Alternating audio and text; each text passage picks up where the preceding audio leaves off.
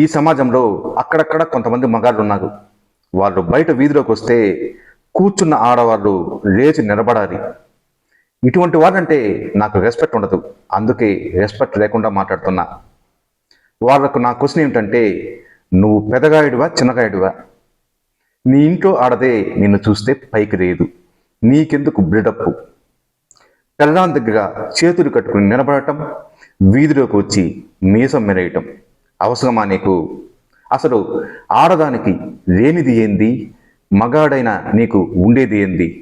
మగాడి కంటే ఆడదానికి ప్రేమ ఎక్కువ, మగాడి కంటే ఆడదానికి అందం ఎక్కువ, మగాడి కంటే ఆడదానికి చలాకిదనం ఎక్కువ, మగాడి కంటే ఆడదానికి జుట్టు ఎక్కువ, మగాడి కంటే ఆడదానికి చురుకుదనం ఎక్కువ. నీ తల్లి ఆడది, నీ చెల్లి ఆడది, నువ్వు కట్టుకున్న పెళ్ళాం ఆడది, నువ్వు కన్న కూతురు ఆడది. ఆడదే లేకపోతే నువ్వే లేదు.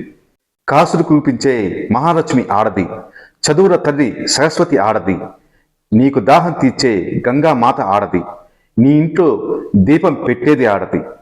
నీకు చేతనైతే ఆడదాన్ని గౌరవించు, ప్రేమించు, అభిమానించు. చేత కాకపోతే మూసుకుని ఇంట్లో కూర్చో. అంతేగాని బయట వచ్చి కుక్కలాగా మునిగావంటే కుక్కకు నీకు పెద్దగా తేడా ఉండదు.